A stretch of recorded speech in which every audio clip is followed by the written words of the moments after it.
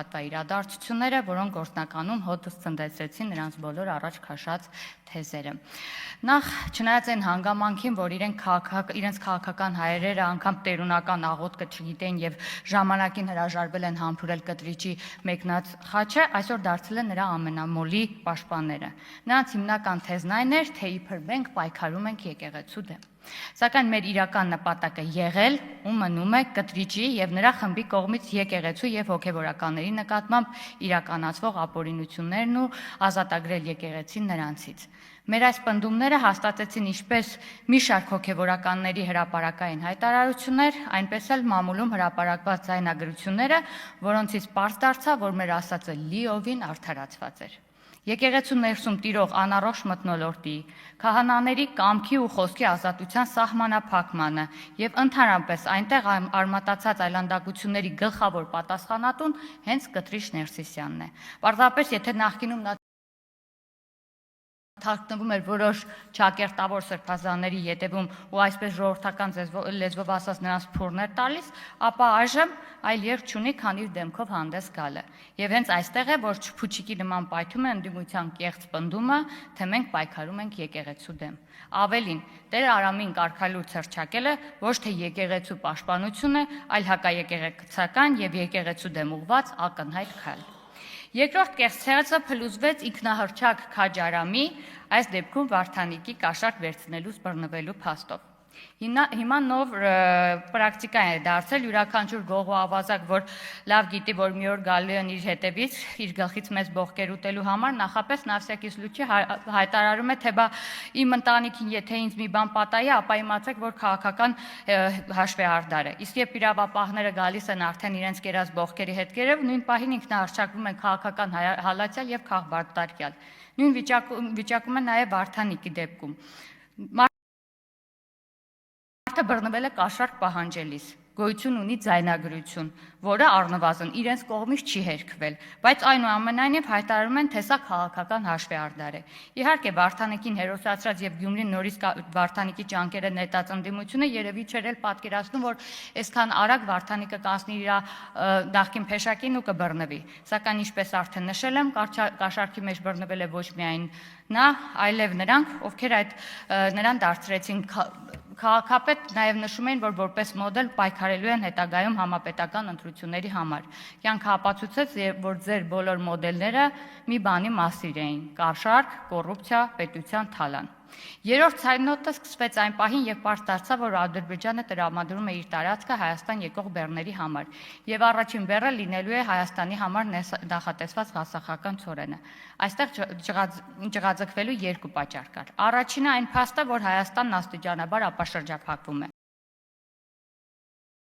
Իսկ ապաշրջափակված բաց սահմաններով Հայաստանը վերջնականապես խաչ է քաշում թե նրանց քաղաքական գոյության, թե անձնական բարեկեցության վրա։ Նրանց համար Հայաստանի մշտական կոնֆլիկտային վիճակը եղել է եկամտի կարևոր աղբյուր։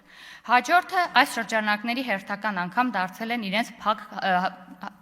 իսկ հակաքարոզչության զոհը։ Նրանք փորձում էին վարկաբեկել խաղաղության գործընթացը եւ օգոստոսի 8-ին Վաշինգտոնում ստորագրված փաստաթղթերը, պնդելով, թե դրանցով Հայաստանը գործնականում ոչինչ չի ստանում։ Հիմա այդ փաստաթուղթն արդեն իր առաջին պտուղներն է տալիս։ Հայաստանը աստիճանաբար ապաշրջափակվում է։ Իսկ նրանք նոր հեքիաթ են հորինել, թե իբր Հայաստանը կախվածության մեջ են գնում Ադրբեջանից եւ Թուրքիայից։ Նախ ուզում եմ հավաստիացնել, որ կախվածությունները լինելու են փոխադարձ, որքան Հայաստանն է կախված լինելու, այնքան էլ Թուրքիան եւ Ադրբեջանը։ Միևնույն ժամանակ Հայաստանը չի սահմանափակում եւ չի նախատեսում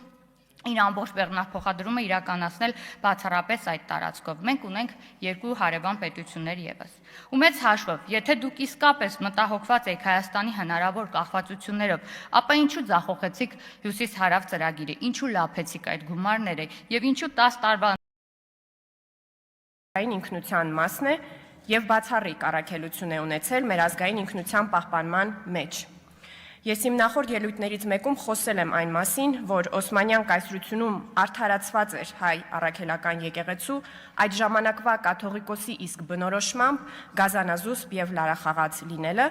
եւ այն մասին, որ այժմ Հայաստանի Հանրապետության որոշելիքն է լինել գազանազուսպ եւ լարախաղաց, թե չլինել։ Այս անգամ խոսենք պարսկական կայսրության օրինակով, հասկանալու համար, թե ինչ զոհողությունների է գնացել հայ առաքելական եկեղեցին մեր ազգային ինքնության պահպանման իր ստանձնած առաքելությունը կատարելու համար, ինչպես են այդ զոհողությունները փոխել մեր եկեղեցին եւ ինչպես այժմ պետք է փոխվի հայ առաքելական եկեղեցին։ Դպրոցում բոլորս էլ սովորել ենք, որ պարսկական կայսրությունում քրիստոնյա մնալու համար անհրաժեշտ էր վճարել գլխահարկ։ Ընդ որում առնվազն 17-րդ դարում պարսկական կայսրությունը շահագրգռված չէր քրիստոնյաների կամ քրիստոնեության վերացմամբ, քանի որ դա կհանգեցներ ֆինանսական կորուստների։ Այն աստիճան, որ յուրաքանչյուր քրիստոնյա հպատակ, ով ընդունել էր մահմեդականություն, ամեն պահի կարող էր վերադառնալ նախկին կրոնին, եթե ընդամենը պարտավորվեր վճարել այդ հարկը։ Իսկ ինչ էր վճարում մեր եկեղեցին։ Պարսկաստանում յուրաքանչյուր պաշտոն, ինչպես յուրաքանչյուր պաշտոն, այդպես էլ կաթողիկոսի պաշտոնը պետք է գնվեր։ Կաթողիկոսը շահի հանդեպ ոչ այլ ինչ, քան իր հավատարմությունը պետք է արտահայտեր նրան ճոխ ընծաներ բերելով։ Իսկ եպիսկոպոսները իրենց պաշտպանությունը պետք է գնեին կաթողիկոսից այնպես, ինչպես կաթողիկոսն իր պաշտպանությունը գնում էր խանից կամ շահից։ Այսինքն հայ առաքելական եկեղեցին իր գոյությունը պահպանելու համար ստիպված է եղել մերվել պարսկական կայսրության բացարձակապետական կարգում գործող ֆինանսական եւ հիերարխիկ բուրգին։